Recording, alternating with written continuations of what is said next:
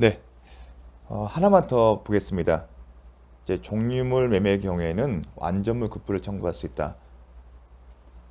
동시에 행사할 수 없죠. 그러면 완전물 매수인이 완전물 급부를 청구권을, 그러니까 완전물 급부 청구권을 행사하면 손해배상을 청구할 수 있다 없다? 못한다. 자, 완전물 급부 청구권을 행사하면 손해배상 청구권을 행사할 수 있다 없다? 없다. 이렇게 외우셔야 합니다. 왜냐하면 법문에 청구하지 않고서 해제 또는 손해배상을 청구하지 않고 대신에 하자 없는 물건 즉 완전물의 급부를 청구할 수 있다. 이렇게 문구가 기재되었기 때문입니다. 이 부분 정확하게 기억해 주십시오. 최근에 출제된 바 있습니다. 그러니까 문장에 대해서 단어만 바꿔서 혼동을 예주는 거예요. 출제의 방향은 혼동을 주는 겁니다. 이 부분도 잘 기억해 주십시오. 중요하기 때문에 강조드렸습니다. 다음, 자, 581조, 580조 하자 담보 책임의 규정입니다. 법이 특별한 인정한 무과실책임이다. 제가 아까 성격 말했죠? 하자 담보 책임의 성격은 무과실책임이다. 근데 무과실책임은 원칙적으로 책임은 과실책임이에요. 책임이 있어야만이 책임을 부담하는 거예요. 하지만 특별한 경우니까 법이 인정한, 그래서 법이 정한 책임이 따라 법정 책임이라고도 합니다. 여기에 민법 396조의 과실상계 규정이 준용될 수는 없다. 중요합니다. 어떤 개념이냐면 채무 어떤 손해를 청구하잖아요. 손해를 입은 사람이. 그러면 손해배상 청구권 발생하고 그 손해배상 청구권의 요건이 부합된다면 상대방은 책임을 집니다. 지금 채무자는 책임을 집니다. 예컨대 불법행위의 경우는 가해자겠죠. 불법행위는 이제 가해자, 피해자 이런 개념으로 나누는데 가해자는 또 책임을 질 겁니다. 불법행위하고 손해배상 책임의 요건을 갖추면. 그런데 이 손해 발생에 채무자의 전적인 사유로, 채무자의 전적인 행위로 손해가 발생한 게 아니라 그 손해 발생에는 채권자, 즉 피해를 주장하는 사람의 행위도 책임도 있다고 한다면 형평이나 공평의 관점을 봤을 때 그 부분도 반영해서 손해액을 줄여야 한다는 겁니다. 우리가 손해를 하는데 그 손해 발생에 전적으로 채무자의 100% 책임이라면 과실상계의 여지가 없겠지만 손해 발생에 채무자도 10% 정도의 책임이 있다고 한다면 채권자에게 10% 정도의 책임이 있다 한다면 채무자는 90%의 책임을 지는 게 형평에 맞을 겁니다. 쉽게 얘기해서 교통사고 발생하게 되면 과실상계 100대 몇, 100대 0, 7대 3, 4대 4, 5대 6 이게 과실상계 법리가 적용되는 겁니다. 그런데 이 과실상계 법리가 적용되는 전제는 뭐냐면 이 손해배상의 책임의 기본이 과실 책임일 때인 겁니다. 채무불이행 책임은 과실을 전제로 해서 인정되는 겁니다. 하지만 580조, 581조의 하자담보책임 성격은 무과실 책임이기 때문에 396조, 이 390년 채무불이행에 따른 손해배상 책임이 전제라는 거거든요.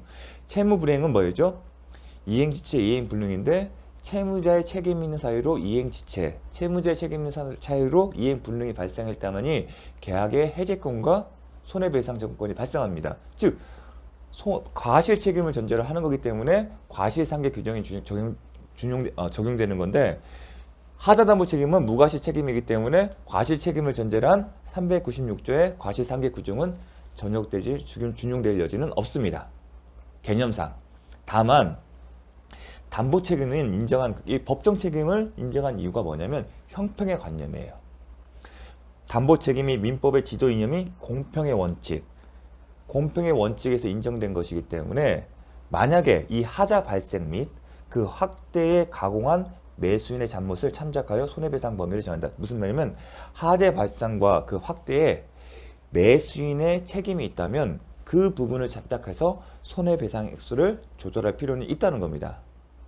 직접적으로 396조에 따라 해결할 수는 없지만 민법의 기본 이념인 공평이나 형평의 원칙에 따라서 매수인이 잘못이 있었다면 하자 발생 및 확대에 매수인의 잘못이 있었다면 그 부분을 참작해서 손해배상 액수를 정하는 게 공평의 원칙에 부합한다는 겁니다. 그러니까 말 자체가 좀 어렵습니다.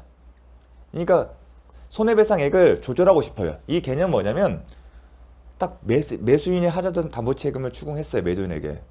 근데 매도인에게 하자담보 책임을 인정하는 게 맞아요. 그런데 잘 살펴보니까 매수인에게 잘못이 있었던 거예요. 하자 발생뿐만 아니라 확대에. 그럼 이건 조절해줘야 할 거 아닙니까? 그러면 항상 어떤 근거가 필요하다고 하지 않습니까? 권리를 주장하려면 근거가 있어야 하지 않습니까? 그래서 근거를 찾다 보니까 보통 이게 과실상계거든요.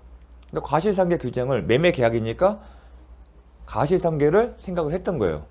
근데 396조는 과실 책임을 전제로 해서 적용되는 거기 때문에 무과실 책임엔 하자담보 책임은 직접적으로 적용될 수 없어요. 근데 민법의 규정을 다 찾아보니까 더 이상 없는 거예요. 그러니까 담보 책임이 공평의 원칙, 이념 이제 정신에 입각해서 민법의 정신 이건 없어요.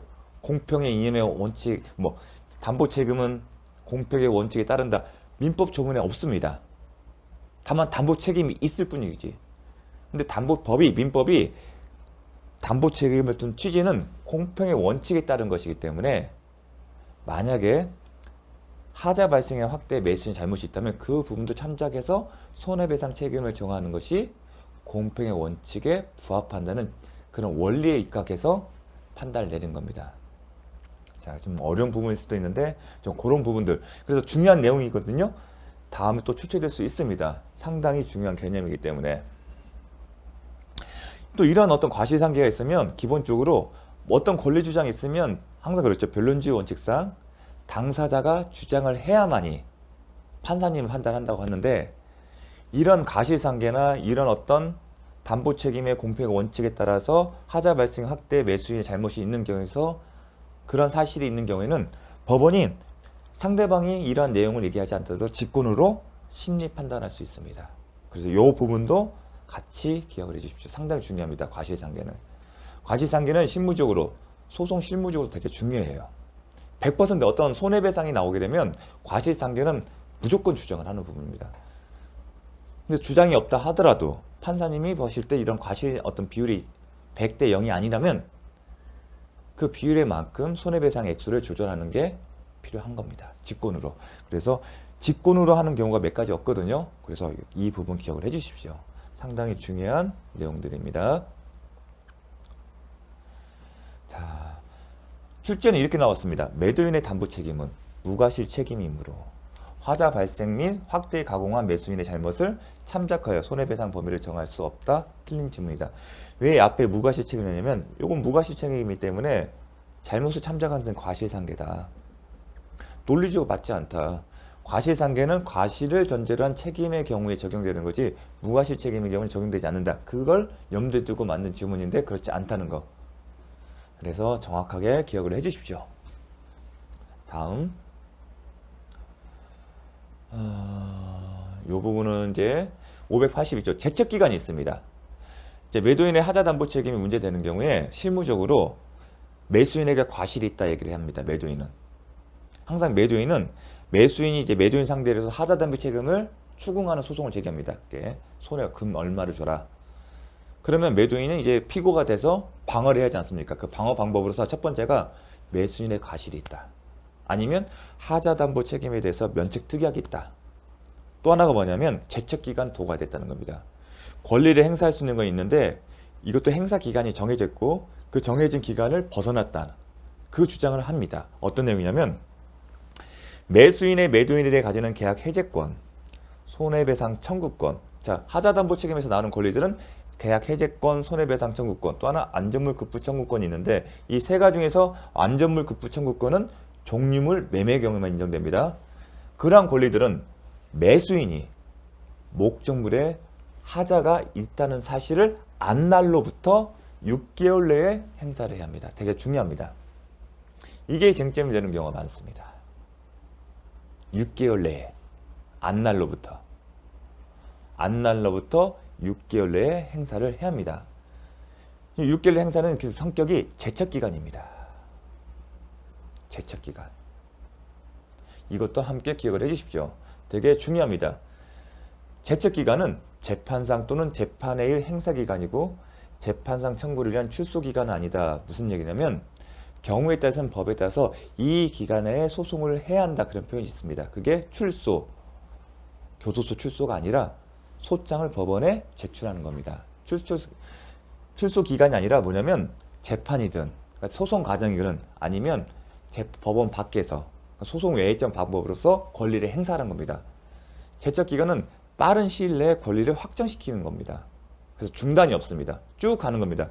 가끔 언급했지만 소멸시효는 어떠한 권리를 행사하게 되면 중단돼요. 그 중단했다가 권리 행사 다시 없으면 그때부터 진행을 하는 건데 제척기는 그게 없어요. 딱 어느 시점부터 쭉 가는 거예요. 그러니까 안 사실로부터 딱 그 기점부터 6개월 내 행사라는 거지. 만약 6개월 도과해서 행사를 하게 되면 인정이 안 되는 건 할 수가 없습니다. 무슨 얘기냐면 매수인이 사실을 알았으면 이날이겠죠. 이날부터 6개월 내에 권리 행사를 합니다. 권리 행사가 뭐냐면 소송을 제기하거나 아니면 매도인에게 내용 증명을 통해서 하자가 있으니 여기에 대해서 계약을 해지한다. 아니면 하자로 인해서 이런 보수 비용이 소요되거나 아니면 보수하는데 비용이 들었기 때문에 손해배상 청구를 하거나 아니면 종류를 매매하면 완전물 구부 청구권을 내용 증명 방법으로 행사하는 겁니다. 중요한 개념입니다. 또 하나가 뭐냐면 이런 게 있습니다. 자, 손해가 발생했을 때 매매 목적물에 하자가 발생해서 어떤 손해가 발생하게 되면 행사할 수 있는 수당 방법이 뭐라고 했죠? 하자 담보 책임에 기한 손해배상 청구권도 있고 채무 불이행에 기한 손해배상 청구권이 있습니다. 근데 이제 독특합니다.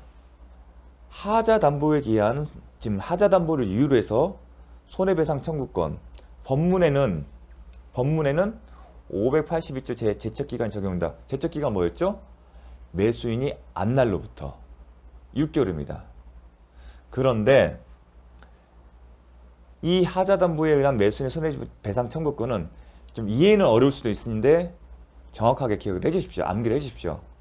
쉽지는 않습니다. 이건 정책적인 판단도 있고 이 하자담보 책임의 성격과도 분명히 연관이 된 겁니다. 따라서 암기를 해주셨으면 좋겠습니다. 제척기간이 적용될 뿐만 아니라 소멸시효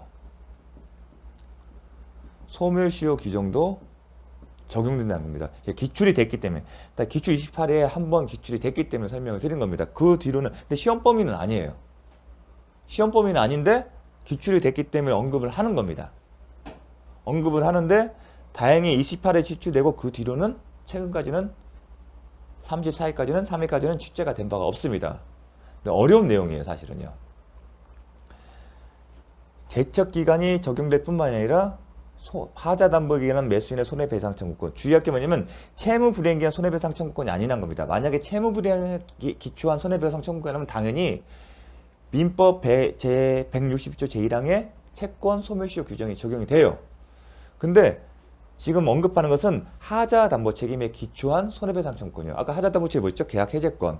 계약 목적을 달성할 수 있는 경우에는 해제권 행사를 못하고 손해배상 청구권 행사할 수 있지 않습니까? 그 손해배상 청구권은 제척기간 안날로부터 6개월 내 행사한다 적용될 뿐만 아니라 162조의 채권 소멸시효 규정도 적용된다는 겁니다. 독특한 겁니다. 그 부분에 대해서 이제 출제가 된 바가 있습니다. 어떤 내용이냐면 582조 제척기간 규정을 인하여 소멸시효 규정의 적용이 배제된다고 볼 수 없으며 이때 다른 특별한 사정이 없는 한 무엇보다도 매수인이 매매 목적물을 인도받은 때로부터 소멸시효가 진행된다고 해석하면 상당하다. 이 내용이 뭐냐면 하자담보 책임에 관한 손해배상 청구권은 제척기간 규정이 있는데 이 규정이 있다고 해서 소멸시효 규정이 적용이 배제되는 것은 아니다. 그 취지입니다. 따라서 소멸시효 규정도 적용된다는 겁니다. 그러면 언제부터 매수인이 목적물을 인도받은 때부터 권리 행사가 가능하다. 소멸시효 진행은 권리 행사가 가능한 시점부터 가능합니다. 예컨대 금전채권 돈을 빌려줬죠. 항상 변제기가 있잖아요.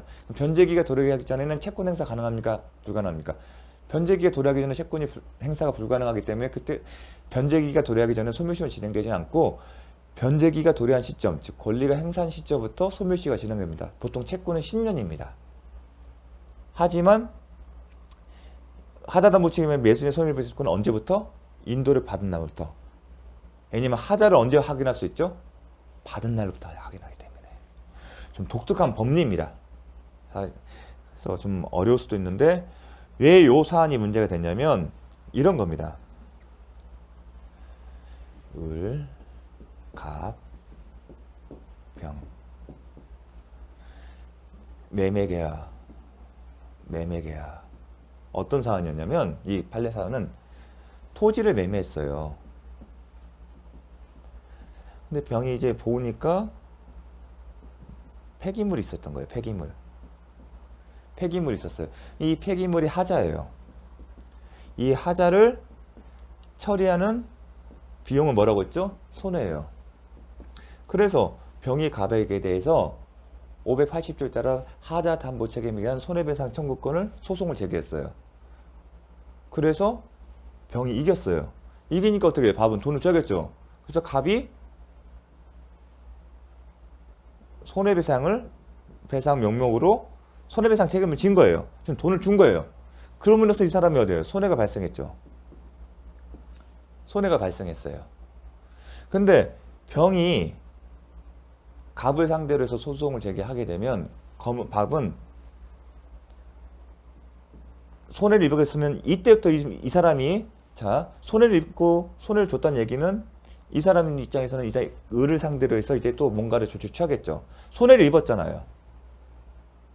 손해를 입었는데 방법이 뭐예요? 하자 담보 책임에 의한 손해배상 청구권과 그 다음에 채무 불이행에 의한 손해배상 청구권이 있을 거예요.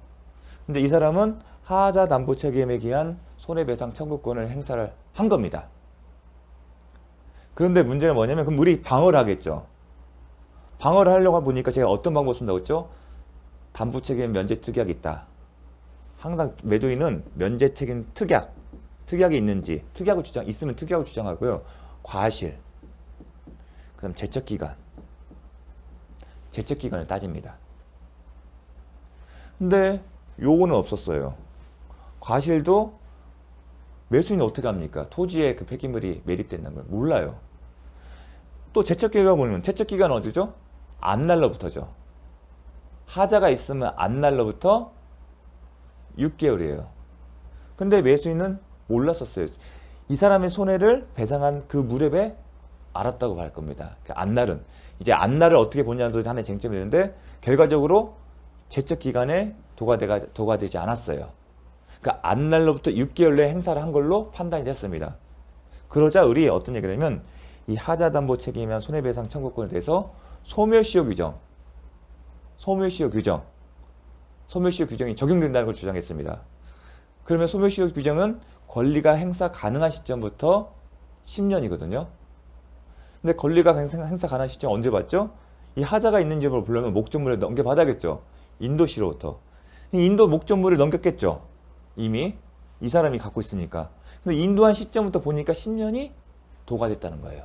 그 점에 착안해서 소멸시효가 완성됐다는 주장을 한 겁니다. 거기에서 판례는 하자 담보 책임만 손해배상 청구권이 소멸시효 규정이 적용되고 소멸시효 10년이 만약 인도받은 날로부터 10년이 도과되면 하자 담보 책임 손해배상 청구권은 소멸시효 완성으로 소멸한다는 판단을 내린 겁니다. 자, 이렇게 설명드린 이유는 좀 어려운 내용이에요. 어려운 내용인데 그래도 출제가 한번 됐기 때문에 한번 설명을 드렸습니다. 근데 그 뒤로 나오지 않았기 때문에 제가 핵심적으로 냈던 이야기요. 하자 담보 책임은 채무불이행이 아닙니다. 채무불이행 손해배상 청구권은 당연히 적용이 돼요. 근데 하자 담보에 의한 매수인의 손해배상 청구권도 소멸시효 규정이 적용된다. 그리고 권리 행사 가능한 시점, 즉 기산점이라고 하거든요. 언제다? 목적물을 인도받은 때로부터 소멸시효가 진행된다. 이 정도 문구는 알았으면 좋겠습니다. 자, 담보 책임과 동시 이행. 매수인이 계약을 해지하게 되면 우리 계약 해지할 때 배웠죠. 원상 회복 의무 있죠. 원상 회복 의무가 있으면 매도인과 매수인은 각자 상대방으로부터 받은 것이 있으면 돌려준다. 근데 돌려주는 관계가 어떻게 된다? 동시행 관계. 마찬가지로 담보 책임의 기초에서 계약을 해지한 경우에도 동시행 관계다. 그 얘기입니다. 매수인이 담보 책임의 이유로 계약을 해지하는 때는 매수인이 지급하였던 대금의 전부 또는 일부에 반환 또는 손해금의 지급을 청구하면서 아울러 그거 수령한 것이 있으면 그것도 반환해야 한다. 536조 동시에 항변권을 준용한다. 매수인을 준 게 뭡니까? 매도인에게 돈 주니까 돈 달려줘. 만약에 매수인이 매도인도 받은 게 있다면, 목적물 인도를 받았다면 동시행 관계라는 겁니다. 그 얘기를 한 겁니다. 당연한 얘기입니다. 그 다음에 담보책임과 특약 중요합니다. 현실 실무에서도. 그런데 이제 28에 나오고 25에 나오고 그 이후로는 출제가 안 됐기 때문에 좀 뜸하고 있습니다. 어떤 내용이냐면 담보책임 규정은 임의 규정이에요. 그 제가 계속 얘기를 하지 않습니까? 매매계약 당사자들은 이 담보책임 면제 특약, 매도인은 가장 신경 쓸 게 뭐냐면 나중에 항상 계약의 체결 뒤에 끝나고 나면 매도인이든 매수이든 향후에 서로 분쟁이 발생되지 않기를 원하는 게 희망사항이에요. 그러면 매매계약에서 발생할 수 있는 것은 담보책임이에요. 등기까지 넘겨준 이후에 발생하는 문제는 담보책임이에요. 그렇기 때문에 담보책임과 관련해서는 항상 매도인에게 유리하게, 즉 매도인의 담보책임은 면책된다. 목적물에 하자가 있더라도 매도인은 책임을 지지 않는다는 규정을 두는 경우가 대부분입니다. 근데 그게 가능한 이유는, 그런데 그와 별도로 민법에는 담보책임을 인정하는 규정을 배웠지 않습니까? 자, 우리가 지금 580조는 매도인의 하자 담보책임을 규정했어요. 지금 법에 이렇게 되어 있기 때문에 매수인이 이 권리를 행사할 수 있는 거죠. 그런데 계약서에 매도인은 하자 담보 책임을 부담하지 않는다. 그럼 이게 충돌하지 않습니까? 외관상. 그러면 이런 충돌의 문제 봤을 때 이 법에 위반되는 이 계약의 내용의 효력이 문제겠죠. 법에 위반된 거 아니냐? 그러면 어떻게 접근했죠? 제 첫 번째 서두에 했죠. 이 규정의 성격, 강행법규냐, 임의 규정이냐 얘기를 했었죠. 근데 580조는 임의 규정이에요. 계약편에 나오는 종목들은 대부분 임의 규정이에요. 그 얘기는 뭐냐면 법에 정한 것과 달리 정할 수 있다는 겁니다.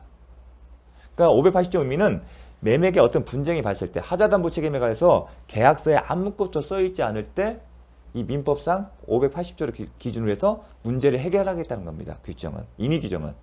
제가 기억나십니까? 임의 규정은 계약서에 다 모두 담을 수 없을 때, 만약 계약서에 하자담보 책임에 관해서 어떠한 기준을 정했다, 없는 걸 했다, 아니면 하자담보 책임을 지되 방법에 대해서 금액을 정한 경우라면 그에 따른 것이고, 그한 규정이 없을 때 580조에 따라서 해결한다는 거죠. 그게 임의 규정입니다. 그런데 제가 왜 이게 다시 설명드리냐면, 그럼에도 불구하고 또 단서가 있어요. 따라서 임의 규정이기 때문에 담보 책임을 배제하거나, 아니면 매도인의 담보 책임을 없는 걸로 하거나, 아니면 경감, 가중하는 특약은 원칙적으로 유효하다. 원칙에 있으면 예외가 있다는 얘기죠. 그러니까 매도인의 담보 책임에서 배제하거나 가중하거나 낮추는 것들은 원칙적으로 유효합니다. 다만 일정한 경우에는 효력이 없는데, 그 일정한 경우가 중요합니다. 어떤 경우냐면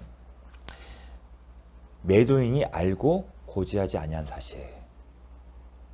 상당히 중요합니다. 실무에서도 매도인이 알고 있음에서도, 하자에 대해 알고 있었음에도 불구하고 하자를 알리지 않았고 그 하자의 존재를 몰랐던 매수인이 매도인의 담보책임 면제 특약에 동의를 한 경우입니다. 그러한 경우에는 보호되지 않는다는 겁니다.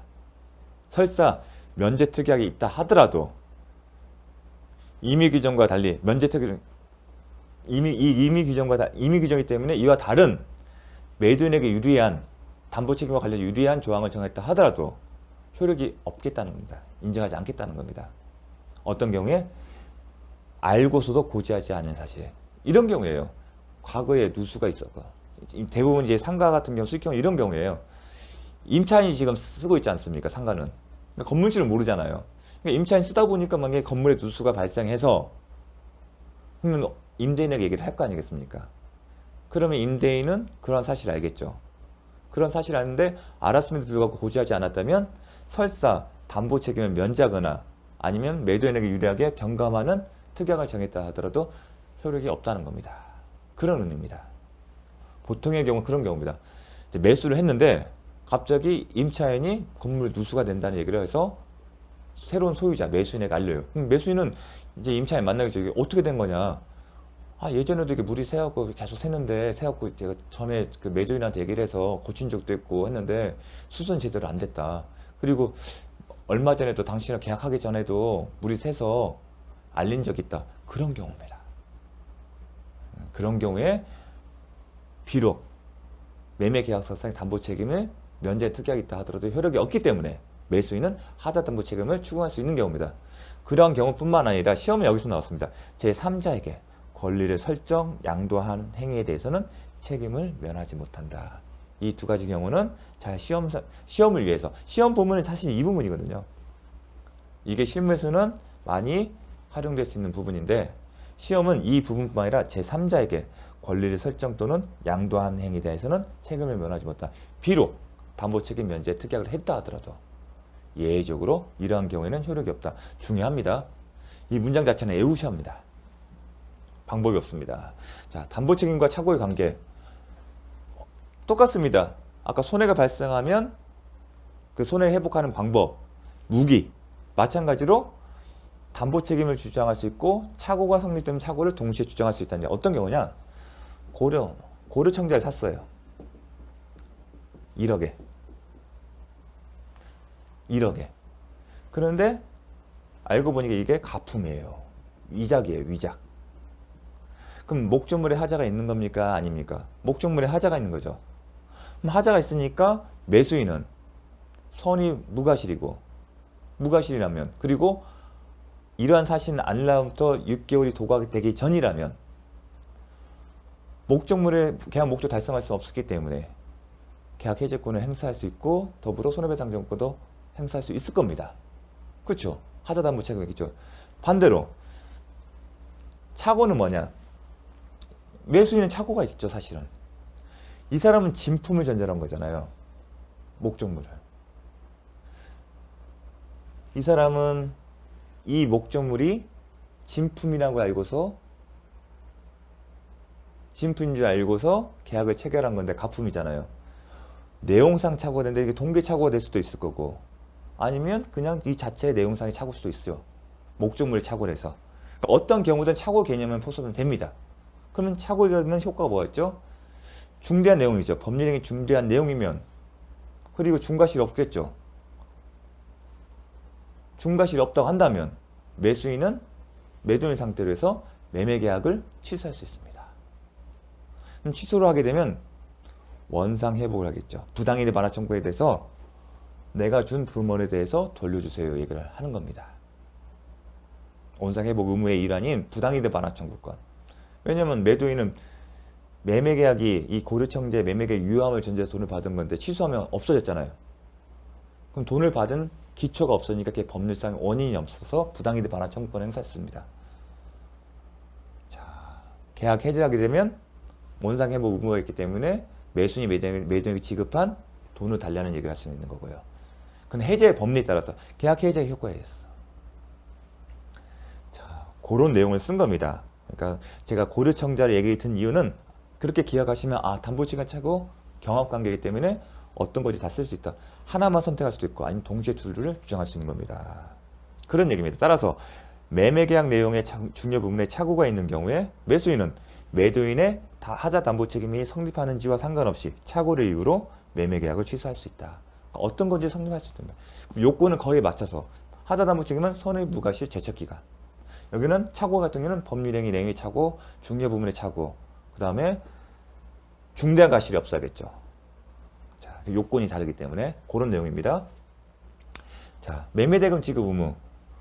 매수인은 당연히 매매대금 지급 의무가 있죠. 그러면 매매대금의 지급 방법, 장소는 대부분 다 정해놓습니다. 만약에 방법이나 매매대금 지급 장소, 시기나 다 정해놓습니다. 계약서에 언제 계약금, 중도금, 잔금을 지급할 정하고 장소도 특별한 경우 없으면 정합니다. 어디서 할까요? 아니면 잔금 날, 계약금 당일 체결당이니까 중도금 지급 날, 잔금 지급하기 전에 어디 만나서 하기 때문에 이 조항이 적용될 여지는 없어요. 그럼 전날 어디서 만나서 돈 지급하겠습니다. 그리고 계좌이체하는 경우에는 만날 일도 없어요. 그러니까 이 문구 자체는 사실은 사문화됐어요. 하지만 시험상 우리는 배워야겠죠. 당사자 특약 정해진 게 보통인데 보통은 특약으로 정하겠죠. 다 정합니다. 계약서에.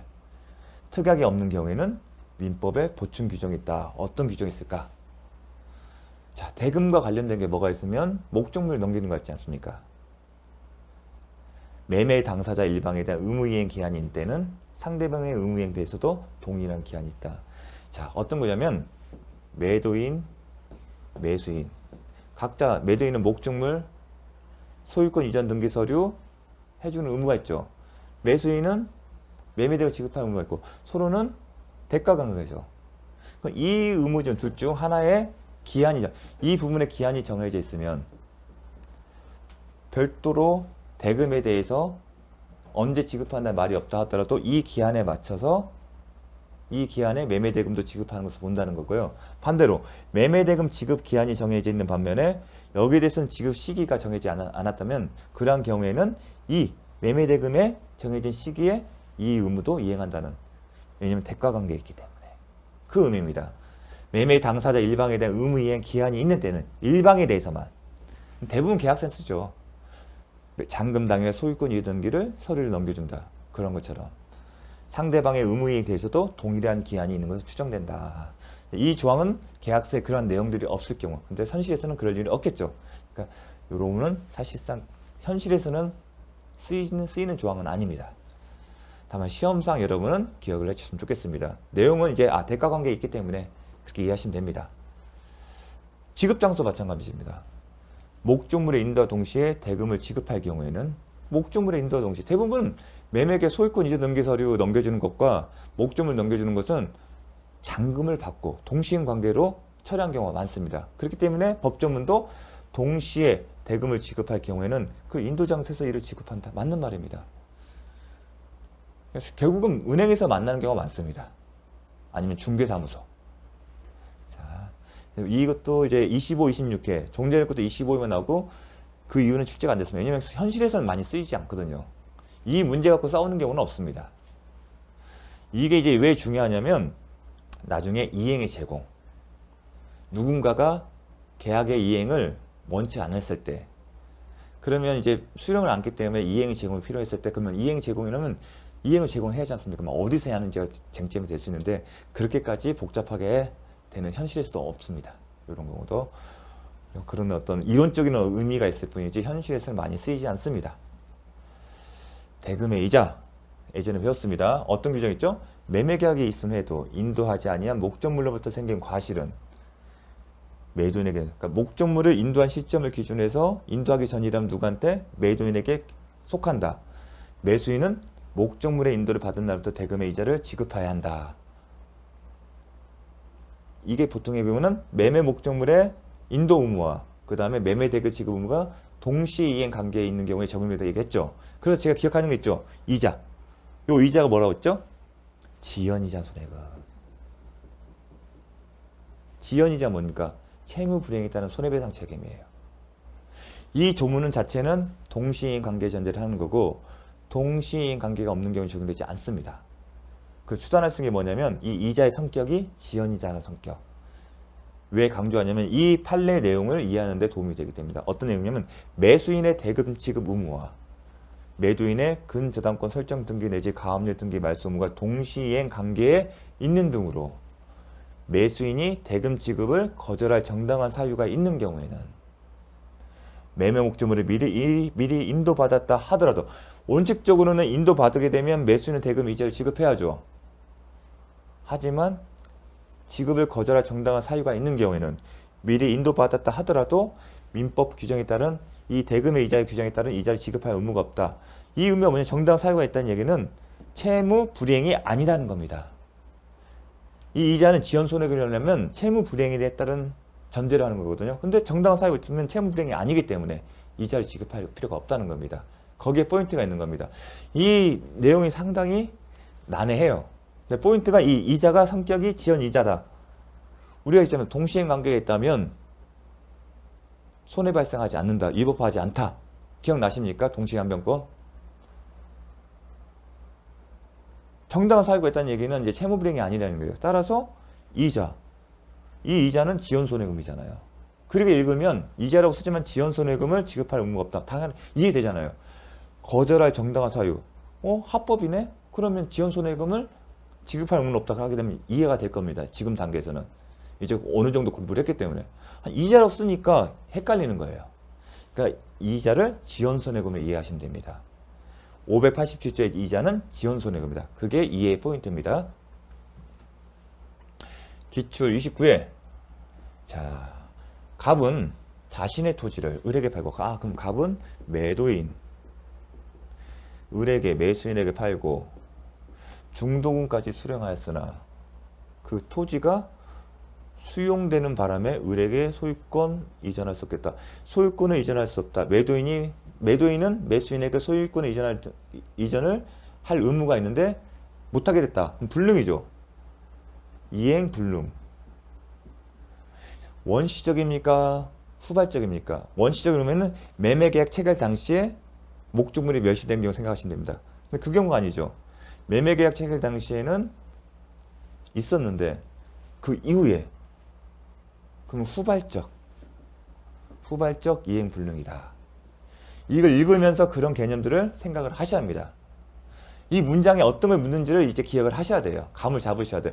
이 답을 지문을 보고서 답을 찾으시면 되는 게 아니라 훈련은 이걸 뭘 물어보는지 감을 잡으셔야 돼요. 다음 설명에 오는 것은. 그러면 우리가 간단하게 후발적, 원시적, 후발적 기억나십니까? 했습니다. 객관적, 주관적 기억나십니까? 객관적 매매계약 체결 당시에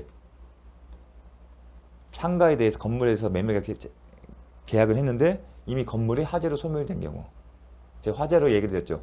그런 경우에는 불가능한 목적물을 소유권 이전 등기가 재산권 이전이 불가능한 목적물을 대상으로 계약을 체결한 거기 때문에 효력이 없다. 매매계약 효력에 따른 없기 때문에 당사자들은 상대방의 계약을 전제로 한 효력을 전제로 한 어떤 권리 행사 못한다. 기억나시죠? 주관적 목적물 존재하는데 소유권이 타인에게 있을 때 타인의 권리 매매 계약은 유효하다. 대신에 담보 책임 있죠. 그럼 후발적이 항상 후발적 이행 불능의 경우는 이행 지체는 나오지 않습니다. 시험에. 후발적 이행 불능이 나오면 항상 기계적으로 기책 사유가 후발적 이행 불능에 있을 경우에는 크게 기책 사유가 있는 경우와 기책 사유가 없는 경우로 나눠야겠죠. 제가 위험 부담할 때 설명을 드렸습니다. 기책 사유가 없는 경우에는 무슨 문제다? 위험 부담의 문제다. 기억나십니까? 그러면 원칙이 뭐죠? 채무자, 위험 부담. 즉 이행 불능의 문제는 매도인 측이에요. 금전은 이행 불능이라는 개념이 없습니다. 그럼 채무자 위험 부담이 뭡니까? 매수인 쟁소로 매매대금 지급 청구를 못한다. 이 얘기는 어떤 얘기죠? 아직 매수인이 매도인을 지급하지 않았다면 돈 달라는 소리를 못하고 만약에 준 게 있으면 돌려줘야 한다. 기억나십니까? 그게 채무자 이행 부담들. 그 다음에 예외가 있었죠. 채권자가 원칙적으로 채무자가 위험을 부담하지만 채권자의 기책 사유로 채무자의 책임은 없지만 채권자의 잘못으로 이행 불능이 된다면 그 경우에는 채권자가 위험을 부담한다. 그 얘기는 뭐냐면 매수인을 상대로 받지 못한 매매 대금은 달라는 소리를 할 수 있다는 거죠. 또 하나가 채권자가 이행 불능의 그 책임은 기책 사유는 없지만 수령을 지체하는 중에 당사자의 책임 없는 사유로 이행이 불능된 경우에는 채권자가 이행을 부담한다. 기억나십니까? 이건 기계적으로 암기하셔야 합니다. 또 하나 대상 청구권.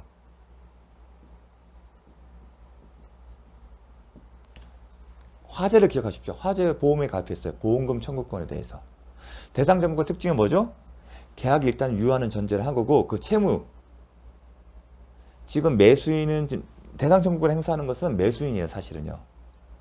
건물 대신에 화재 보험금 수령하는 취득한 보험금에 관한 권리를 목적물 소유권 이전 등기 그러니까 채무의 내용을 바꾸는 거잖아요. 동일성을 갖고 나서. 기억나십니까? 더 이상 설명하지 않겠습니다. 채무의 내용이 변경되는 겁니다. 계약 자체를 효력을 인정하는 전제에서. 그러면 매수인은 원래는 건물의 소유권 넘겨받아주면 그 대신에 뭘 받는다? 화재로 인해서 화재 보험 사고로 발생한 보험금 청구권을 양도달라는 얘기하는 거죠. 그렇게 하려면 자신은 매도인에게 매매대금을 지급해야 하고요. 기억나시죠? 그렇게 나눈 겁니다. 그 다음에 좀 지우고 기책 사유가 있다. 그러면 해제. 그 다음에 손해배상 청구권. 그리고 대상 청구권도 행사할 수 있습니다. 대상 청구권에 대해서는 채무자 기책 사유 유무를 묻지 않기 때문에. 그 다음에 손해배상. 이 손해배상과 관련해서는 전보배상. 이 손해배상에 대해서는 전보배상이라는 개념을 쓰고 있습니다. 전보배상 뭐였죠? 채무 이행에 가름하여. 아니면 계약 해제를 안 했으면 계약 해제가 안 했다는 얘기는 계약 효력이 있다는 얘기죠. 그러면 본래는 건물에 대한 소유권을 이전을 해야겠지만 목적물 이전에 가름하는, 그래서 전보입니다. 만약 해제를 했으면 채무의 이행을 했다 채무자가 즉 매도인이 매수인에게 목적물의 소유권을 넘겨주었다면 얻었을 이익에 대한 배상. 이게 지금 약간의 개념이 달라지는데 보통 전보배상. 근데 전보배상은 해제를 하고 나서 개념과 해제를 하지 않고서 개념의 금액이 달라질 뿐입니다. 기본적으로 전보배상이라는 개념을 쓰는데 실질적으로 받는 액수가 다를 뿐입니다. 혹시나 이제 그 개념에 대해 혼동할까봐 많은데 여러분은 전보배상 얻는다. 대상청구권. 이렇게 기억을 하셨습니다. 그래서 한번 문제를 풀어보겠습니다. 을은 매매계약을 해지하고 전보배상 청구할 수 있다. 을이 지금 채권자죠. 채무자가 매도인인데 후발적 이행불능에 지금 기책사유를 물어야겠죠. 해제 나오고 전보배상 하려면 기책사유를 전제하는 거죠. 매도인의 기책사유가 있습니까? 없잖아요. 수용은 매도인의 책임이 아니죠. 국가나 아니면 사업시행자가 법에 따라서 하는 거기 때문에 따라서 X인 겁니다. 을은 갑의 수용보상금 청구권의 양도를 청구할 수 있다. 대신에 대상청구권이잖아 이게요.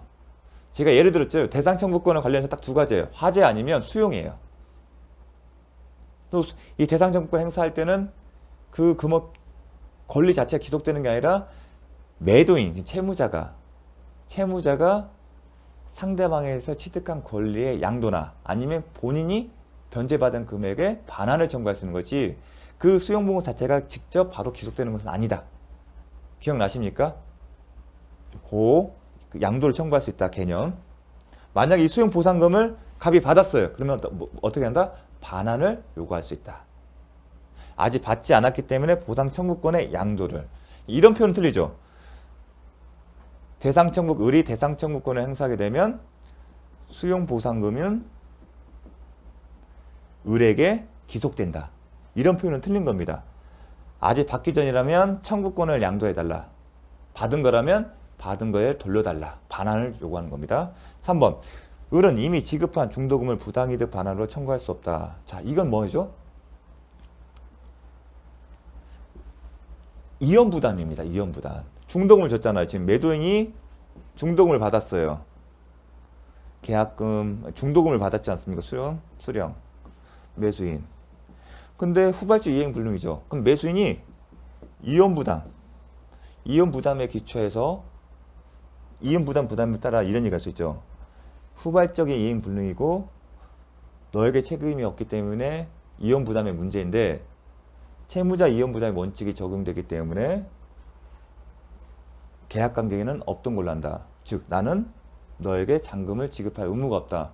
대신에 너는 나한테 받아온 중도금이 있기 때문에 부당이득 반환 법리에 따라서 돌려달라. 기억나십니까? 그 얘기를 하는 겁니다. 그 얘기를 합니다. 이것은 이연부담. 네 번째, 을은 계약 체결성의 과실을 이유로 실내이익의 배상을 청구할 수 있다. 이 문장 자체는 맞아요. 어느 경우에 계약 체결성의 과실이 있죠? 제가 설명을 드렸습니다. 원시적으로 객관적 불능일 때는 계약 체결성 과실상의 책임을 물을 수 있다. 그때는 실내이익이라고 해요. 배상에.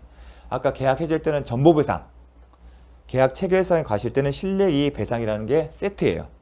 근데 이게 지금 후발적 이행 불능이기 때문에 틀린 거 지문이죠. 원시적으로 객관적으로 전부 불능인 경우에 나오는 문장이기 때문에. 5번 매매대금 전부를 지급하면 갑의 수용보상금 청구권 자체가 을에게 기속한다. 제가 얘기를 했죠. 대상 청구권 행사하는 거잖아요. 대상 청구권 자체는 뭐라고 했죠? 계약 자체 효력을 그대로 인정하는 거고 대신에 채무의 내용이 바뀌는 거죠. 계약 자체 효력이 있다는 얘기는 매수인은 대상 청구권 행사하는 대신에 자신의 의무를 이행하는 거죠. 그게 뭐예요?